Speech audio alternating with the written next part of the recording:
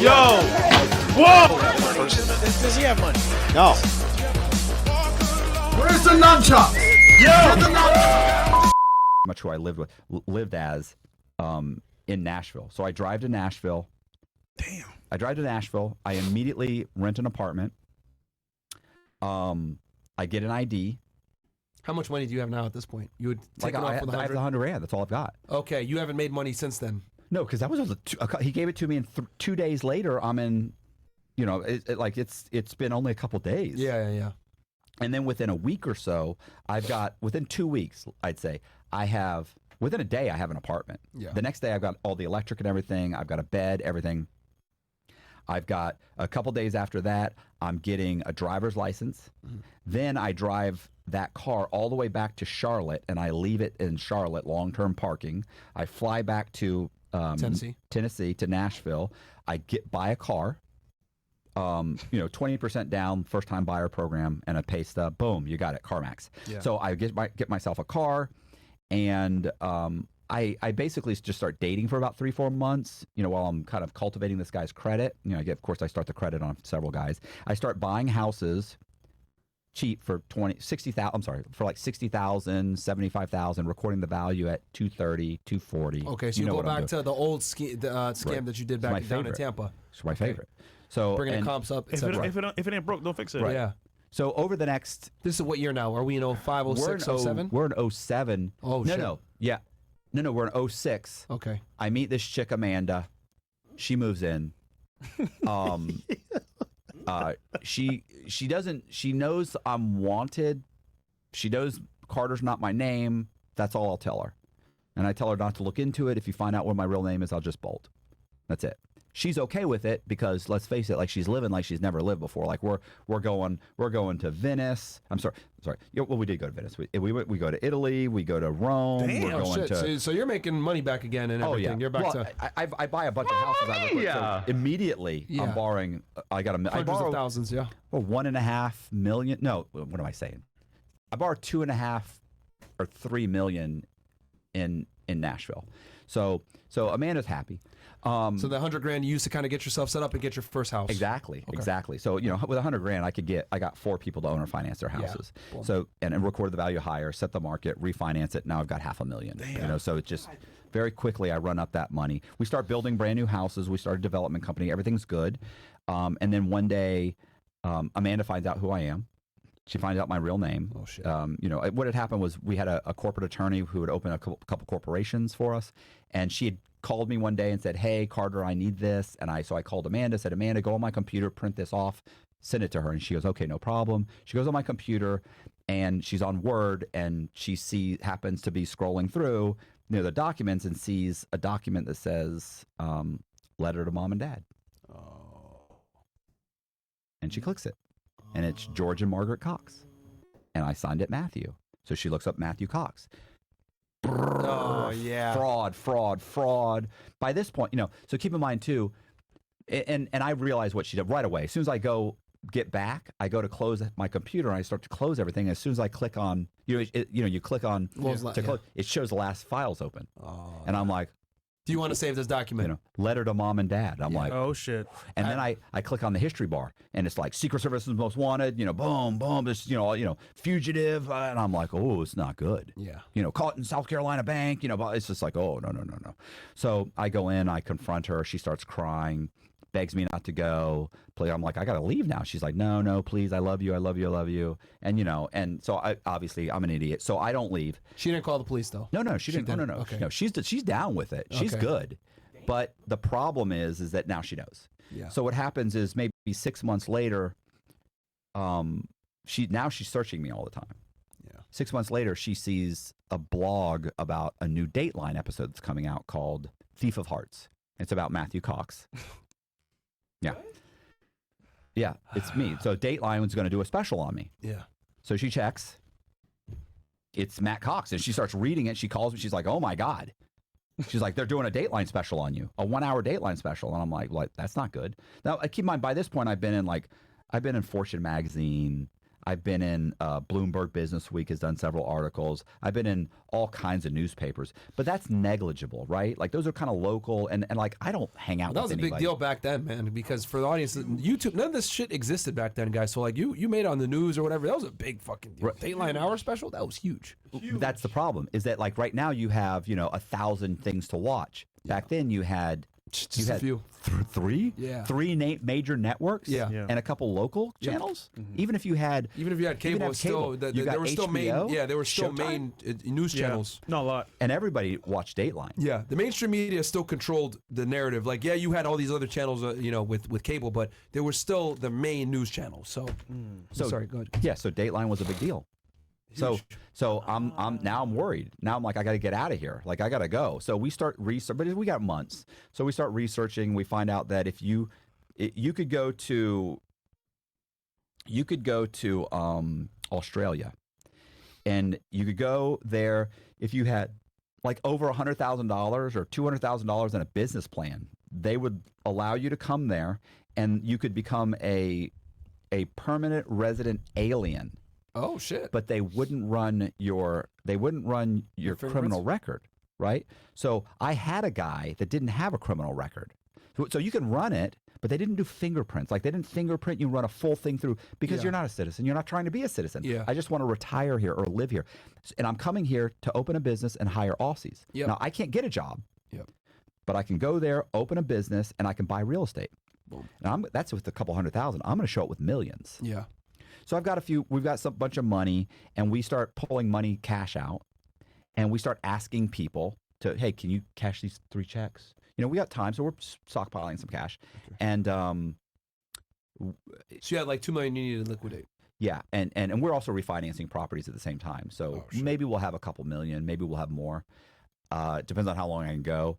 And so Amanda ends up asking one of her friends named Trina to cash some checks. And that sparks a conversation with what's going on.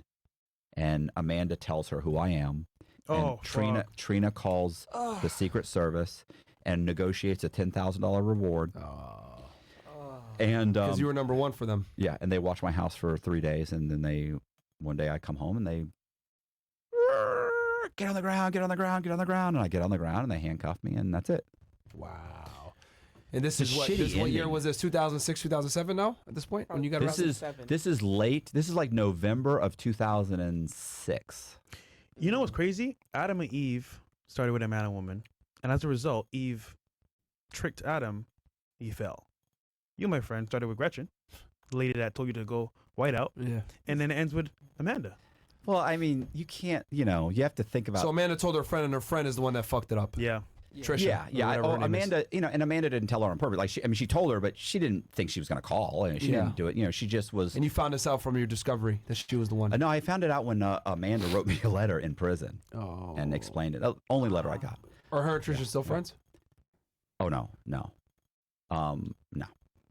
So, how much money had you amassed at that point before when you got picked up by the Secret Service? I don't know. $1 million, maybe. That's all. That I had in cash or in the bank? Yeah, I meant in cash. Maybe $500,000. Yeah, because the whole goal was to get the money out so that you can go to Australia. It had to be less than $600,000 because I know like the most money I've ever had in cash was about $600,000. Like everybody's like, oh, you had millions.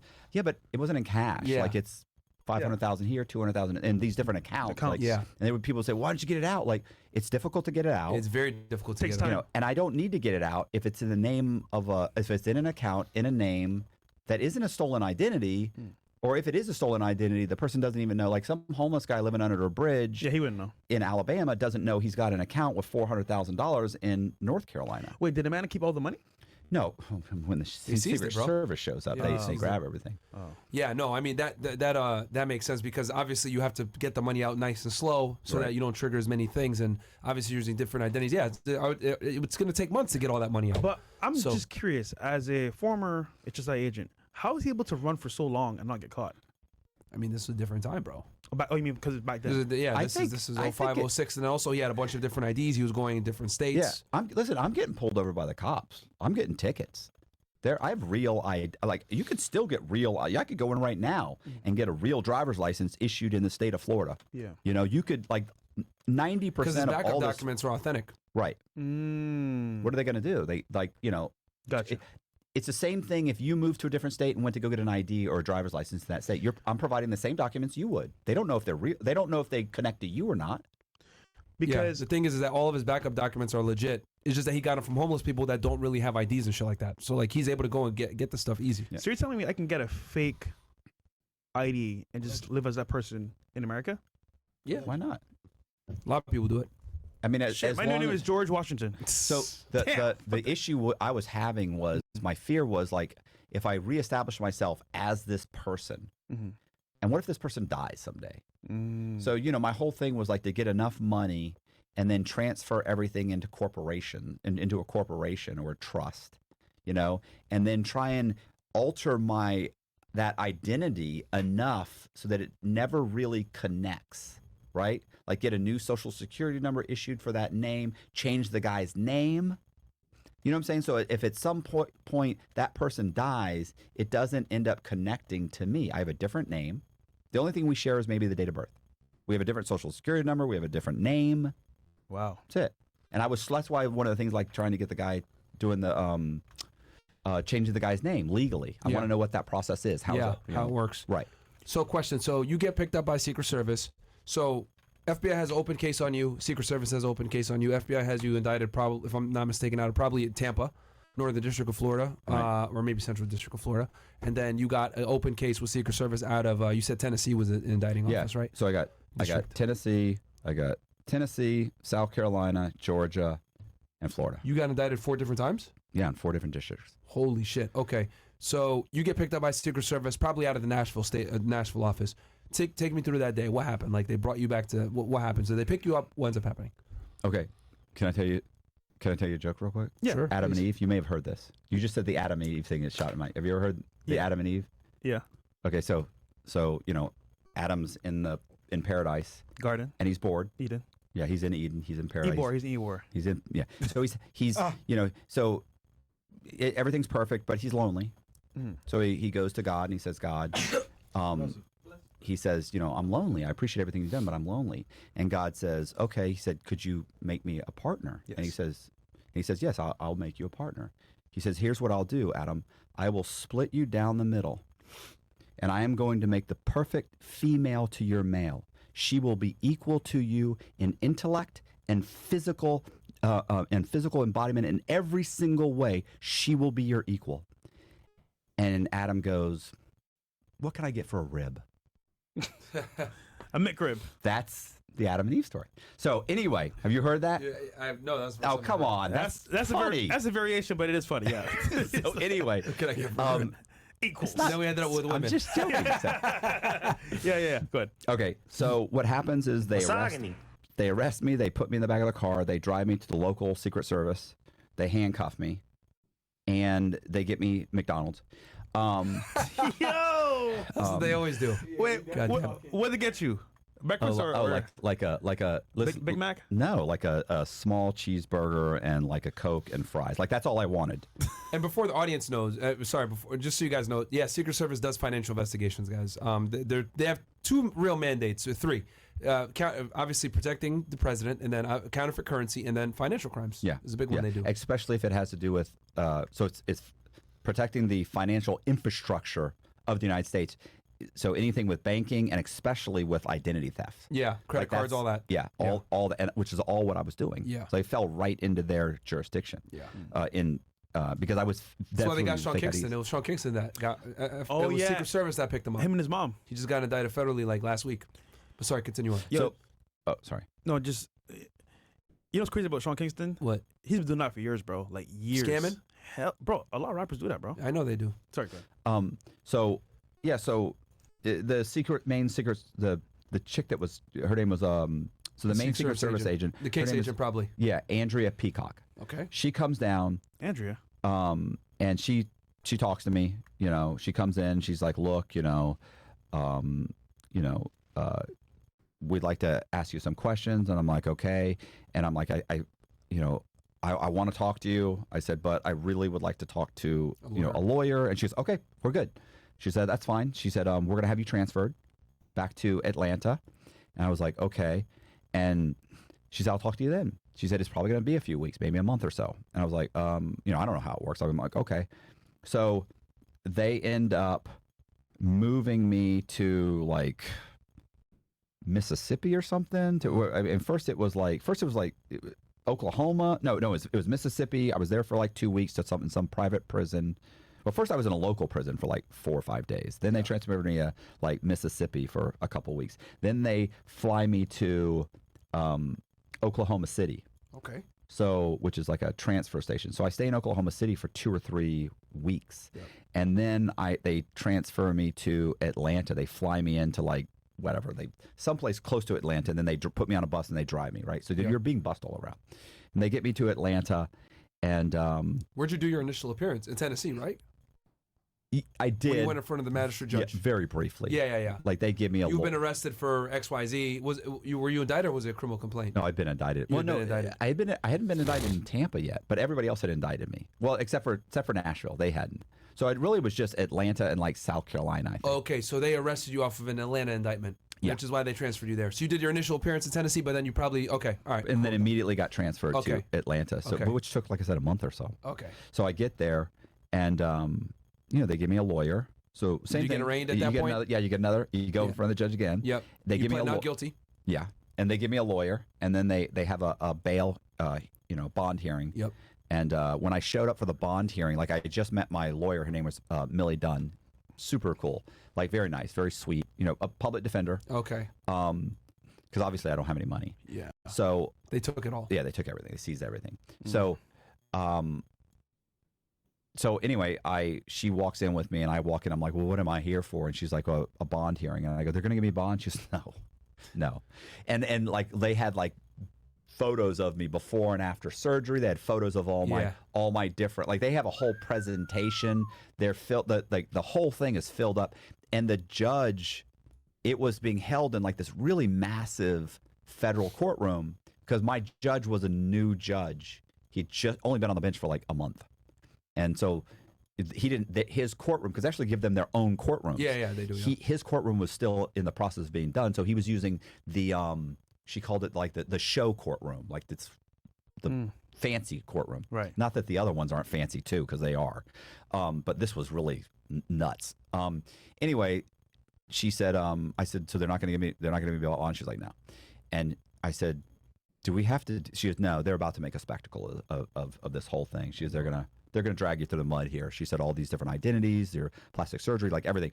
And because so, when you go to a bond hearing, what they have to argue is he a flight risk? Right. And the government, it's their job to keep him detained. So what they did was they got all his pictures, show that this guy's been running, he's prone to run, he's changed his appearance, etc. He's altered himself this much. He's a flight risk. We need to take his passport and don't let him out. I mean, they keep in mind they came with that whole presentation. Keep in mind they caught me with multiple plastics. By the way, they had already caught Becky. They caught her 6 months before me. Oh, in Texas? Yes. How did they get her? She had $500K. Probably spent like an idiot. So she the way they caught her was she had told her mother. Now she tells a different story. She says that she just got recognized as a waitress. That's what they might have told her. But what the Secret Service told me was she had spoken with a relative, which is only her mother. Yeah. They talked to her mother and had told her mother during one phone conversation she was in Houston, Texas, because she kept saying, where are you? I just want to know where you are. And then during another conversation, she said she was in beauty school. So she's getting her what's it to cut hair, like cosmetology? Or, Yeah. I'm getting my license to be a haircut person. And so now her mother knows she's in a cosmetology school in Houston, Texas. She calls the fucking Secret Service, turns her in, they grab her. Wow. Now the Secret Service tells me this because she hadn't gotten indicted with you, probably. Yeah, but her mother is. If we think Becky's crazy, that's nothing compared to her mother. Okay. So I just want to know where you are. That whole thing, And so Becky had gotten caught, and so Becky had all my. So when they grabbed me, they already have like fucking 8 or 10 passports, right, with my picture on it. Oh, yeah, they got IDs. She had the storage units, all that stuff. They got IDs. So when they get me, like they caught me with like maybe 4 or 5 passports. Yeah. She's got another 8 or 9. Like I've had like 22 passports. Yeah. Wow. And so, you know, they're sitting there like he's had 27 driver's licenses in 7 different states. He's had 24 passports. It's not 24, it's 22. But everything's exaggerated. Yeah. And, you know, they've got, so they're about to do all this. And I end up waiving that. I said, do we have to do this? Like, I don't, and they're not going to give it. She goes, we can waive it. She goes, do you want to waive it? Yeah. And I said, yeah. She goes, okay, let's waive it. She goes, I'd rather waive it. She's like, I mean, I can argue for you, but Matt, she's like, the passports. She goes, you got too many passports. And I was like, okay. Yeah. So they waive it. U.S. attorney's super disappointed. Right. Oh yeah, they wanted to make it a big deal. show, right? Yeah. She loves the camera. So anyway, so what happens is Who's your prosecutor? her name was Gail McKenzie. Okay. Really just, you know, everybody says their prosecutor hates them. So I hate to say that, but she hated me. Yeah. Anyway, so yeah, you know, of course, my lawyer, when I talked to my lawyer, she's like, listen, I'm like, well, what's like, do I have a defense? Then she's like, no. She's like, I don't know if you realize this, Matt. She said, but they're indicting you now as we speak in Tampa and in Tennessee. She goes, everybody's cooperated against you. And several people in Tennessee who were in on my thing, maybe 4 or 5, they've all cooperated already. She goes, the people in Tampa, she's like, some of these people have gone to jail and gotten out or are getting out. She's like, Becky's going to jail. So when you ran away the first time, FBI didn't even have an arrest warrant for you. They just wanted to talk to you. No, when they remember the first time when you I ran took away off on the run? When you took off on the run originally, back down in Florida, FBI didn't have an arrest warrant for you yet. No, they were just going to come arrest me though. They were. Oh, because okay. they don't need anything. I'm on probation. The Gary Sullivan I'm on story? federal probation. They were going to get you a probation violation. Okay, yeah, okay. They're just gonna, yeah. Okay. Yeah. So that makes sense. So then they actually formally indicted you for this stuff after you got picked up in Tennessee. Yeah, now they had violated my probation immediately by saying I absconded. So I'm wanted. I'm wanted. Okay. Anyway, right. So I end up. But it was wanted for different things. Okay, right. Makes sense now. So I'm there. She's like, you're done. She's like, I'm like, well, what do I do? She's like, your only choice is to cooperate and hope for the best. Damn. She says, that's it. She says, I mean, we can go to trial. She said, but you're going to get 30 years. She goes, they might start stacking charges. She goes, you might get, and I was, because I'd read in the newspaper that I was looking at like 150 years. She says, you won't get 150 years, but she says, you could theoretically get about 54 years. Damn. And I'm like, you know, keep in mind, you know, it's not good. Like, you know, Bernie Madoff's getting arrested. Like, people are getting, he hasn't been charged yet. But, you know, and I'm like, 54 years, like, I've never heard anything like that. Is the real estate market crashing now at this point? It is, because by now, well, it's starting to crash in late 2007, right? Yeah. And that's where I am. I'm in mid 2007 at this point. So it's starting to crash. They're going to make an example out of you, man. He's I'm a the problem. poster boy. You're the poster boy. You're literally the problem. You are the poster boy of the real estate crash. My little $55 million brought down the whole country. Give me a fucking break. You know what I'm saying? But what can you can't in the moment you start defending yourself, then you're not taking responsibility. Yeah. So, yeah, basically she's like, cooperate, like go and cooperate. And so I'm like, okay. So she sets it up. I meet with the FBI for. Who did I meet with long? So just so I make sure I get this 4 right, or 5 years. Secret Service ran your case. However, you did cooperate with the FBI on their Florida cases. Yes. So they consolidate all the indictments into one indictment in Atlanta. Okay. Like, I have a whole bunch of dockets, but it ends up being, but it's all basically under one. Okay. So, so I meet with the FBI. I talk with them. Okay. Like, one of the things they wanted to know, there was a guy. It was actually a guy. Was your Secret Service agent there when you were cooperating? No. So I talked to the FBI for whatever, 4 days. I could be wrong. It could be 4 or 5, whatever. Let's say 4. Yeah. I speak with them. Proffers, right? Right. And one of the things they want to know about is chat proffers, where he could basically say whatever he wants without being charged. Right, which is too late because they got me for everything. Yeah. But I had bribed a politician. And I got him elected to the city council, and they wanted to know about that. Like they're bringing up all kinds of shit. Like I'm like I forgot about. Like I'm like, who? And I'm like, oh yeah, that guy. Yeah. You know, like that's the kind of thing. I'm like, right. Yeah. I remember the Secret Service. So that was the FBI. So the FBI's angle, you came in and you helped them with public corruption, which makes sense. That's that's one of their main things. Right. I think that was what they initially were. That's all they cared about. First thing they cared about. So, okay. But that was the first thing. We talk about that. Okay. I explain it to him. The guy's done, by the way. I mean, hands down, he's fucked. Yeah. Like I've got checks for $500 coming out of, James Green's account, Lee Black's account, Brandon Green, all these all these funding him. Funding, it came to like $23,000 or something. My family's writing checks. I'm writing checks. My corporations are writing. Like your whole campaign was run off of $30,000. 23 of it's from me. You're like the You got a problem. George Soros of the times. Okay, so that makes sense. So you cooperated with the FBI to help them. So they didn't give a fuck about your financial case. No, they did. Oh, I'm just saying that was the first thing they wanted. Okay, no, they asked about everybody else, but everybody else has been indicted. Yeah. And they've all cooperated already, and they've already told them everything. There's nothing I can really tell them, you know? And although I don't want to mislead you, I did try. I desperately wanted to cut the throat of every single person I could cut. Of course. To get out of to get out of the mess I'm in. Yeah. So it just doesn't work. Okay. So then the Secret Service comes in, they question me. But they don't have but there's really almost nobody to even talk about. I started doing almost everything myself. So we talked for maybe 2 or 3 days. Because their purview is financial crimes. Right. And one of the things they were concerned about tracking down money. Okay. And if you watch Dateline or American Greed or any of these shows that they've done shows on me, they always talk about there's a missing $5 million or $3 million. It's don't I wish? Mm-hmm. So they were more concerned about tracking down money. And keep in mind, too, I've got all these bank statements that show I have money in these banks, like Southern Exchange Bank has $200,000 in it. And they're pulling out these documents, saying, what about here? There's $200,000 here. And I'm like, are you serious? I'm like, did you call the bank? They're like, we did. We called. We left messages. I just subpoenaed them. And I'm like, how? Who did you subpoena? And they're like, well, remember I told you it was once a bank? Yeah. So they subpoenaed the original Southern Exchange Bank. And I'm like, did you go to the website? And then the FBI agent goes, his name was Dan. He goes, yeah, I went to the website. I said, what did you think of it? And then he goes, it's a bank website. I said, but I mean, it's professional. He's like, it's a bank website. And I went, yeah, but I mean, it's professional. I said, it's convincing. And he goes, son of a bitch. And he goes, and everybody's like, what? He goes, it's fake, isn't it? And I go, it's all an illusion. Yeah. To show income, to show money so that you can get these loans. I'm like, you thought this was a real bank? Wow. You're the fucking Secret Service. I was embarrassed. I can't believe you guys caught me. So, anyway, what happens is, so I go through that. Nobody gets arrested. So I go in front of, so then just before I go to sentencing, I plead guilty because I don't have a choice. They do my pre-sentence report. FBI couldn't get this fucking dirty politician? They didn't get some time off for you?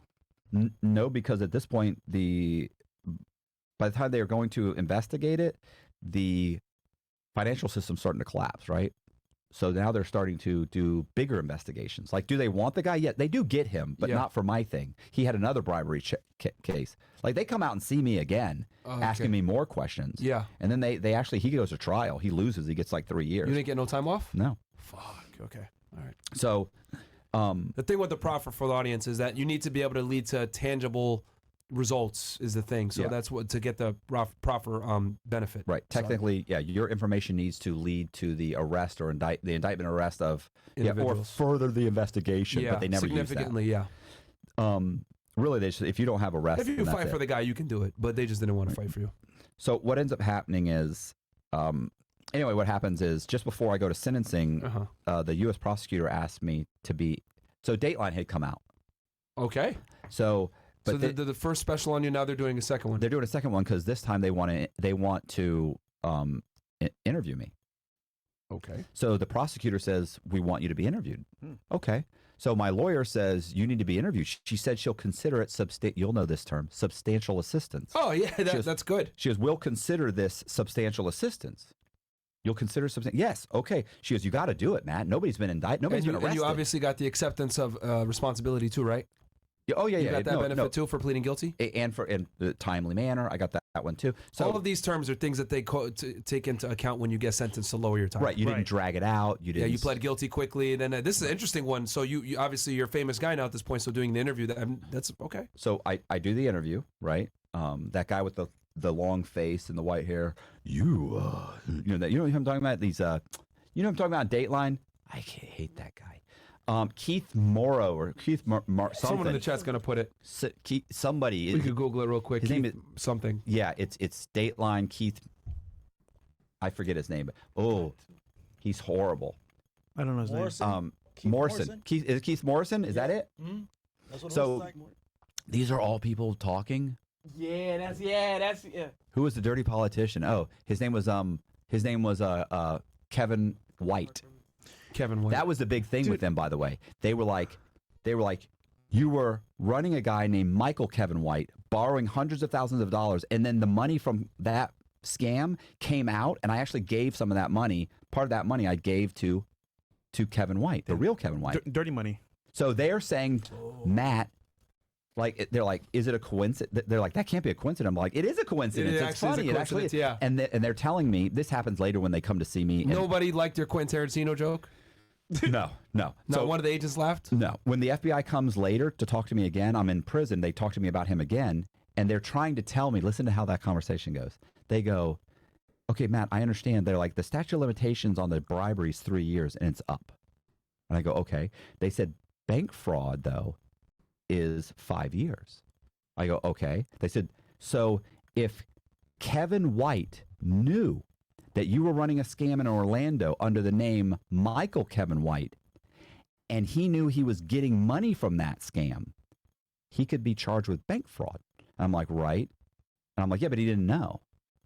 And he's like, they're like, okay, I understand that, but nobody on a jury would know that, would believe that. I go, I know, but it's just a coincidence. Listen, you understand he's trying to coax me into saying it. Listen, if I had to do it over again, I'd be like, fuck yeah, it was his idea. Are you serious? We constantly talking to him about it. They could have got him for wire fraud. Why are they being lazy? They could have done wire fraud. I mean, idiots. I don't know. I don't know. The point is that, but at that point, I'm like, I didn't want to play that game. You're already in jail and shit. Well, and I already figured they're going to get these other people that have legitimate cases. Like, I don't have to make something up about you. Yeah. And the thing is, like, literally a year later, they indict him on another bribery case, and he goes to trial and loses. So I'm back. I'm interviewed by Dateline. 18 USC 201. Check that bill. See if I'm still good. 18, if I remember. 18 USC 201. I think is bribery. How do you remember all these names, bro? I'm good at faces, but you're good at names. That's crazy. I really when you see feel paperwork as much as he's probably seen. Yeah, I really feel like I'm horrible at names. But keep in mind, I wrote a book. I wrote a memoir about it. I've read it. I've written. I'm right. Bribery. Yeah. Let's go. Okay. So I'm interviewed for Dateline. They run the Dateline. They run it, and a few weeks before I'm sentenced, I go to sentencing, and my lawyer calls the U.S. attorney the day before sentencing. And so, by the way, my PSI, my pre-sentence report says, it says 32 years to life, but we argue because it was like all these enhancements, and I argue the enhancements, and I get it down to 26 years. Mm-hmm. And then my lawyer is telling me, probably got you for head of organizational, so the bullshit. Oh, head of organization, changing jurisdictions, everything. Being on the run, right? Change it, So, it's 26 years. My lawyer's saying you have to plead guilty, but don't worry, I'm going to argue these enhancements. They don't apply to you, and I'm going to win them in front of the judge, and you're going to end up with 12 years, and then you'll get maybe 12, 14 years, and then you're going to get, they're going to give you something for for Dateline. Yeah. Because nobody's being arrested. And I'm like, okay, cool. Oh, so it took time for that substantial assistance to kick in. No. I'll explain it to you. I'm going to explain it to you quickly because I know. I know we're dragging out time. So, what happens is, the night before, my lawyer says, calls the U.S. attorney and says, "What are you going to recommend for Mr. Cox's 5K1, which is the reduction, right?" Yeah. And she says she's for doing Dateline, and she goes, I'm not going to recommend anything. She goes, why? She said, because it's just not enough. She said, but you said you consider it substantial assistance. She goes, I did consider it, and it's not enough. Right? That's how sleazy is that? She scammed you. I mean, bro. I did consider it. I said I'd consider it substantial assistance. That's fucked up, man. I ain't gonna lie, bro. So, damn. She scammed you, bro. Yeah, I know. She got me. Like, I can't complain, right? I'm just like, you're not good. You're good. Anyway, so I get 20. So my lawyer goes in front of the judge. She argues all these enhancements. The judge disagrees with the entire argument, and I end up getting 26 years for $6 million. It was $9.5 million. I got it down to $6 million, so it's $6 million, which I'm good for. So what happens is I get 26 years, and then they move me to Coleman, Florida, and I go to the medium security prison, which, if you've been to a medium security prison, I should not have been in a medium security prison. Like, I'm not. Everybody in there has been shot. Everybody in there has sold drugs. Everybody they know. Everybody can tell you how to make meth. I mean, like these are all like serious Hardened criminals. hardened. A lot of the times they did max security, and then they had good behavior. Then they move them to medium security. A lot of these guys. Right. Oh wow. So they're gangbangers and terrible people. There's guys with life sentences. There's guys who've killed 15 people. There's guys who like it's. They behaved good and they got in there. Right. It's significant. But here's why I went, because based on the Bureau of Prisons guidelines, if you have more than 20 years to serve, you have to go to a medium. You can't go to a low. Oh, And wow. so like you can't go to a camp unless you have less than 10 years. So I have camp points. Like I'm like a level 2. And that's only because I had like a detainer, you know. So if I had to get the detainer taken off, and like I would have been 0. Like when I left prison, it was 0. But so I go there and I've got like 2 levels. I mean, my counselors, when they're like, what are you doing here? They're like, oh wow, you got 26. Oh, okay. Yeah. When you get below 20, we'll move you to the low. And it's like, okay. But honestly, I was there for 3 years and it wasn't that bad. Like the first day somebody got stabbed, people get stabbed, but it's like being a non-enemy combatant in a war zone. Like it's happening around you. You just try not to get shrapnel. Yeah. And you just deal with it. And so, you know, I taught GED. Did you align your because we brought 1090 Jake on, and he spent a lot of time in the state prisons of He Florida. became a You were blood, federal, so right? different. I think he was already Sided with the Bloods? Yeah, he was already ganged up before that. But with you being in the federal system, it's a little bit different. Was there a race thing? Were you there linking up with only the white guys? I know you. No, because did it matter? it really didn't matter. Like, What are the there's- politics in your jail? Yeah, basically. there's like, you know, you have cars. They call them cars. Like, so you have like, if you're from Houston, Texas, then you're in the Houston car. You're in the Orlando car, or let's say maybe it's the Florida car. Like, depends on how many people are there. Like Florida car, he's in the Georgia car, so you can do that, and they kind of click up and hang out. So you click up on state, not necessarily race. Right. Well, some people, there are like Latin Kings. Of course. There are, you know, Bloods, Crips, all that. yeah, those guys are there. But they don't, like, nobody wants me in a gang. I don't want to be in a gang. And what am I going to do? Your books? Like, I'm no good. Yeah. And because I'm educated, you have a certain status, right? Like, you're the guy that, you know, you're basically Google. They don't have Google. So it's, hey, Cox, you know, what does this mean? What does the continental United States mean? Like, well, what does that mean? Like, how many states are there in the continental United States? And so you know, or they say, hey, Cox, I don't understand this, and then they ask you. So these questions, these normal questions, you get asked where you're like, hey, there's 50 states. Some are on the continent and connected, and some aren't. And, you know, but you can't look at them like that. Yeah, and of get your course, shit of course. slapped out of you. Yeah, You got to be yeah. like, oh, okay, yeah, no, I get it. So listen, a lot of people get confused about this. And then so you act like it's a good question, but really you're thinking, Damn. Yeah. oh my God. So, A lot of these people have been in prison their whole life, like even through Right. childhood. Damn. oh yeah, in and out, yeah, they got a prison GED, Yeah. right? Where did If that. Jordan Belfort go? Was he in maximum, medium? Or No, he went to federal, but yeah, he was. He went to a camp. He did like 18 months or something. He did, That's it? yeah, for $102 million. But he had money and he could hire a good attorney. You didn't have And it any was money? the first time he was in trouble. You didn't have any money? I have no money. All my money's is. And he went on the run. Yeah, and I'm on the run. Like, I'm a bad guy. Like, and I was on federal probation before. So there's no upside for me saying anything. It's like, if you lay it out, it's all bad. So anyway, so I'm in the medium for a while, and I eventually go to the low. Who did you hang out with when you were in the medium? I hung out with a guy named John Gordon, black guy that did legal work. A guy named Kevin Weeks, white guy that did legal work. Hey, don't- Kevin